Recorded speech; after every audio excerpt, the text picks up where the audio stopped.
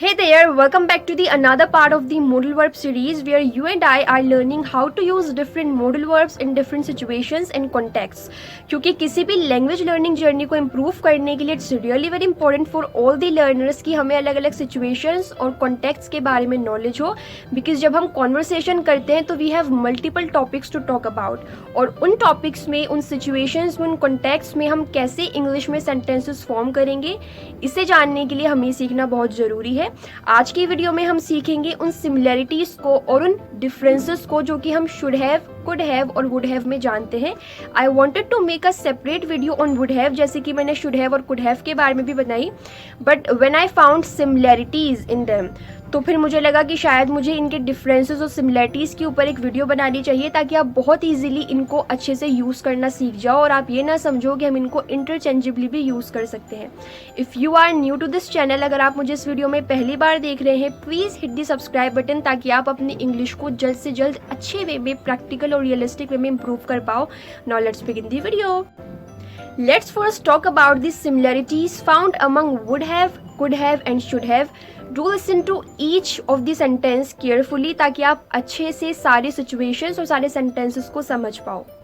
Would have, could have and should have, all these three modal verbs are used to talk about past situations that didn't happen, to express a sense of regret, missed opportunity or uncertainty, and are often used to criticize or reflect on past decisions or actions. यानी कि इन तीनों helping verbs का use हम करते हैं past में किसी action पर रिग्रेट शो करने के लिए, मतलब हमने कोई भी चीज़ गलत कर दी, अब हमें उस चीज़ को करने पे पछतावा हो रहा है, या फिर हमने किसी अपॉर्चुनिटी को मिस कर दिया, किसी अवसर को गवा दिया, या फिर अपने ही पास्ट एक्शंस को क्रिटिसाइज करने के लिए, किसी और के पास्ट एक्शंस को क्रिटिसाइज करने के लिए, या फिर पास्ट में उन सिचुएशंस के बारे में बात करने के लिए जो कि नहीं हुई, हम इन तीनों हेल्पिंग वर्ब्स का यूज़ करते हैं। प्रीवियस वीडियोज़ में कुड हैव और शुड हैव पर जब मैंने सेपरेट वीडियोज़ बनाई थी तो मैंने आपको बताया था उन्हें हम किन किन सिचुएशंस में यूज़ करते हैं, बट बिकॉज इनमें थोड़ा सा डिफरेंस भी है तो इसीलिए मैंने इस वीडियो को बनाया ताकि मैं उन सिमिलैरिटीज़ और डिफरेंसेस को आपको समझा पाऊँ जो कि इन तीनों में है। For example, I would have gone to the party if I had been invited, यानी अगर मुझे पार्टी में इन्वाइट किया गया होता, अगर मुझे बुलाया गया होता तो मैं पार्टी में ज़रूर जाती। यहाँ पर मैं एक रिग्रेट शो कर रही हूँ कि मैं पार्टी में जाना चाहती थी बट मुझे किसी ने इन्वाइट नहीं किया। The same way they would have finished the project on time if they had managed it better, यानी उन्होंने अपने प्रोजेक्ट को टाइम पर फिनिश कर दिया होता अगर उन्होंने इसको सही से मैनेज किया होता, अगर उनमें मैनेजमेंट स्किल्स होती, अगर सही से वो टाइम को मैनेज करते तो वो अपने प्रोजेक्ट को सही टाइम पर फिनिश कर सकते थे। यहाँ पर भी ये एक रिग्रेट है कि अगर उन्होंने टाइम को सही से मैनेज किया होता तो उनका प्रोजेक्ट भी सही वक्त पर कंप्लीट हो चुका होता।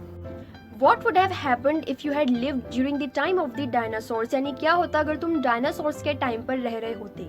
तो ये एक हाइपोथेटिकल सिचुएशन है, यू आर इमेजिनिंग कि अगर आप डायनासोर्स के टाइम पर रह रहे होते तो क्या हुआ होता। What if they had invested in that company? Would they be millionaires now? क्या हुआ होता अगर उन्होंने उस कंपनी में इन्वेस्ट किया होता, क्या आज वो करोड़पति होते। What if I had taken that job offer? Would I be living in a different city now? क्या हुआ होता अगर मैंने उस जॉब ऑफर को ले लिया होता, एक्सेप्ट कर लिया होता, क्या मैं अभी एक नए शहर में रह रही होती। What if they had communicated better? Would they have avoided the misunderstanding? क्या हुआ होता अगर उन्होंने अच्छे से कम्युनिकेट किया होता, क्या वो इस मिसअंडरस्टैंडिंग को अवॉइड कर पाते। She could have gone to the doctor if she had taken the day off, यानी अगर उसने छुट्टी ली होती तो वो डॉक्टर के पास जा सकती थी। इट्स अ पास्ट पॉसिबिलिटी, उसके पास एक चांस था, अगर उसने छुट्टी ली होती तो वो डॉक्टर के पास जा सकती थी। Similarly they could have work things out if they had tried harder, यानी अगर उन्होंने मेहनत की होती और कोशिश की होती तो वो चीज़ों को बेहतर कर सकते थे। So it's again a past possibility, they had the chance to transform the conditions, the situations, but they didn't do it. I should have met her when she first came to me, यानी जब वो मुझसे पहली बार मिलने आई तो मुझे उससे मिलना चाहिए था। It's an obligation, it was your duty और रिस्पॉन्सिबिलिटी कि जब वो आपसे मिलने आई थी तो आपको उससे मिलना चाहिए था। He should have communicated better to avoid the misunderstanding, यानी गलतफहमी को दूर करने के लिए, मिसअंडरस्टैंडिंग को अवॉइड करने के लिए उसे सही से कम्युनिकेट करना चाहिए था।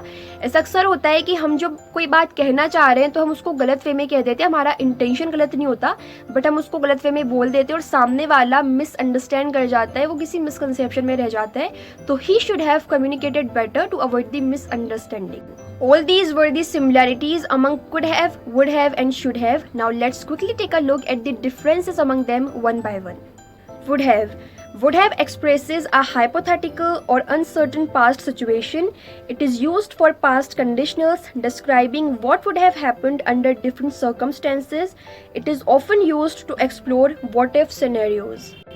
यानी हम वुड हैव का यूज़ करते हैं पास्ट कंडीशनल्स को या हाइपोथेटिकल सिचुएशंस को एक्सप्रेस करने के लिए, मतलब कि पास्ट में हम कल्पना कर रहे हैं कि अगर ऐसा हुआ होता तो ऐसा हो जाता, या फिर हम इसका यूज़ करते हैं व्हाट इफ सिनेरियोज को एक्सप्रेस करने के लिए, मतलब क्या होता अगर ऐसा होता, क्या हो अगर ऐसा हो जाता. For example, if I had one the lottery I would have bought a mention. अगर मैं लॉटरी जीत जाती तो मैंने एक मेंशन, एक पैलेस खरीद लिया होता. तो ये एक हाइपोथेटिकल सिचुएशन है कि अगर पास्ट में मैंने लॉटरी जीती होती तो मैं एक बहुत बड़ा पैलेस या एक बहुत बड़ा मेंशन खरीद लेती. If she had taken the earlier flight she would have arrived on time. अगर उसने जल्दी वाली फ्लाइट ली होती तो वो वक्त पर पहुंच गई होती. The same way, if they had invested in that business, they would have made a fortune. अगर उन्होंने उस बिजनेस में इन्वेस्ट किया होता, उस स्टार्टअप में इन्वेस्ट किया होता, तो उनकी किस्मत बदल गई होती. Should have. Should have expresses a past obligation, duty or responsibility that was not fulfilled. It often implies a sense of blame.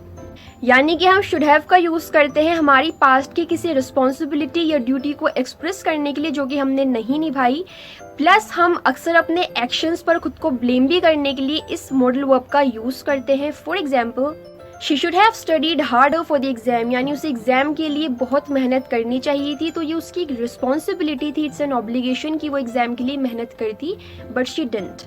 The same way, they should have arrived earlier to get good seats. यानी उन्हें बेहतर seats मिलती, इसके लिए उनको जल्दी आना चाहिए था.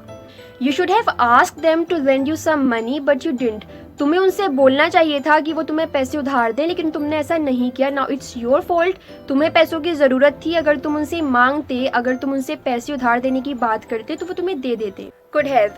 Could have expresses a past possibility or ability that was not realized. It is also used to describe a past situation where something was possible but did not happen. यानी कि could have का use हम करते हैं उन चीज़ों को, actions को एक्सप्रेस करने के लिए जिसे करने का चांस आपके पास था. You were able to do something but you didn't. For example, they could have traveled the world if they had saved enough money. यानी अगर उन्होंने अच्छे से पैसे सेव किए होते तो वो इस वर्ल्ड को ट्रैवल कर सकते थे. You could have avoided the accident if you had driven more carefully. अगर तुमने सही से ड्राइविंग की होती तो तुम एक्सीडेंट को अवॉइड कर सकते थे. You had the chance, you had the possibility कि तुम एक्सीडेंट को अवॉइड कर देते, बट तुमने सही से ड्राइविंग नहीं की इसलिए एक्सीडेंट हुआ. तो इस तरह से हम could have, would have और should have का यूज़ करते हैं. There are a few similarities and a few differences among them. I hope आपको वीडियो अच्छी लगी हो, आपको similarities और differences समझ आए हो इन तीनों के बीच के. अगर आपको वीडियो पसंद आए हो तो वीडियो को लाइक करना है, वीडियो को शेयर करना है सभी के साथ. Do subscribe to my channel ताकि आपको ऐसे ही अच्छी अच्छी वीडियोस इन फ्यूचर मिले. कमेंट सेक्शन में ज़रूर से बताना आपको मेरी वीडियो कैसी लगी. और आप लोगों के लिए एक होमवर्क, आपको शुड हैव, वुड हैव और कुड हैव से एक एक सेंटेंसेस मुझे इंग्लिश में कमेंट सेक्शन में बनाकर बताना है. मिलते हैं नेक्स्ट वीडियो में, तब तक के लिए बाय बाय.